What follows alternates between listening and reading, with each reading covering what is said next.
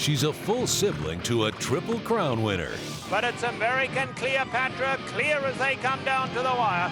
A good debut by American Cleopatra. American Pharoah's little sister will look to make a name for herself in the Del Mar Debutante.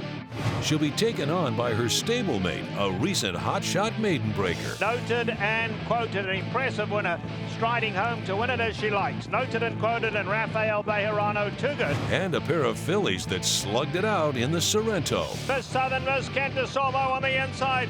Champagne Room and Mario Gutierrez on the outside. Nose and nose. The Grade 1 Del Mar Debutante, Saturday at Del Mar.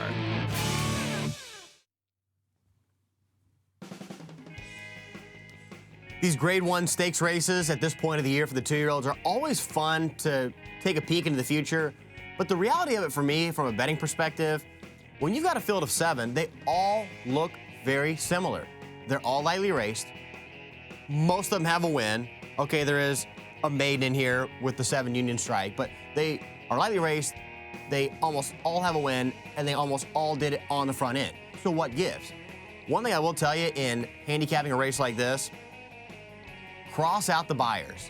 And I don't mind buyers. I think buyers, they're the buyers. I mean, they've been in the form for like 20 years, if not more. I like the buyers on that 0 to 100 scale leading up to the Derby. I think an 85 is much different than a 93. But in a race like this, let me give you the recent buyers. 75, 74, 74, 78, 73, they're all the same. So don't let the buyers, even by a few little points here, take away or add to your handicapping. This is a race where you just have to trust your eye. And if I'm trusting my eye, I guess we're all still wondering how American Cleopatra was 7 to 1 in the debut. Baffert had another one that was working well and getting the B pluses and got bet. 7 to 1. Now, on the opposite end of her brother, she debuted without blinkers, and then tomorrow they're going to put them on. Opened up to lead by 5 with an 1/8 to go. Along the inside, Union Strike is trying to run on late, but it's American Cleopatra, clear as they come down to the wire.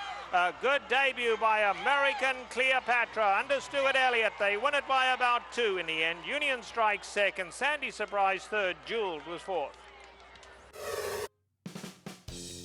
My apologies there at second glance. Exactly like her brother. She had the blinkers on for the debut, and now they take them off. And that's always it's a big sign from Baffert when he takes the blinkers off. One of the reasons is he's a speed trainer, and almost, from his roots at Los Alamitos with quarter horses, he's mostly a blinkers guy. When he takes the blinkers off, that tells me that the horse has already got plenty of natural speed. They don't need to enhance it with the blinkers. Champagne Room, though, was a nice winner in the Sorrento.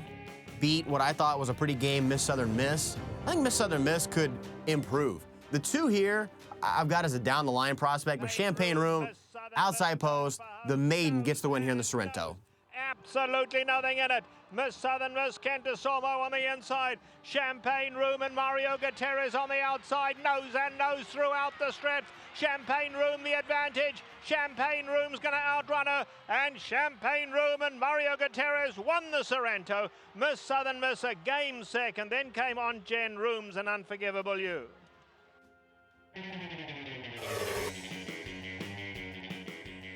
Taking a look at horses that have won the Sorrento and Debutante double. Don't have to look too far back. Wesley Ward with Sunset Glow. Baffert with Executive Privilege there for Mike Pegram.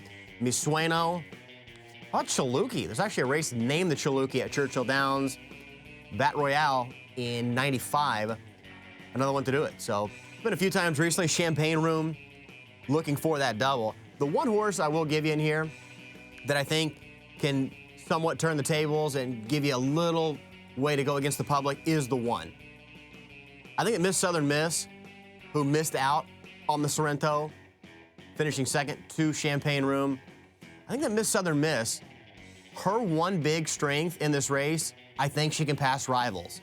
So the way I see this race, all the speed goes out there, the 2, the 3, the 4, the 5, and the 1 sits in behind. So I think that Kentosormo is going to be running at him late. It's a different dynamic. This is a longer race going 7 furlong. I think Miss Southern Miss definitely runs into the money. We'll see if the horse is good enough or has the quality right now to win it? I probably doubt it. But in your trifectas, you're thinking, what am I going to do to go against the norm? I mean, 2-1, 5-2, 7-2. I think the 1 could jump in there. That's what I'll say. Exacta try, maybe a slight chance for the win.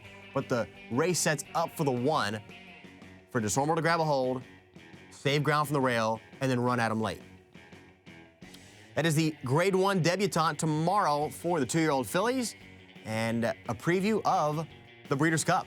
The quality is there, and certainly some of these horses will be pointing towards the Breeders' Cup Juvenile Fillies.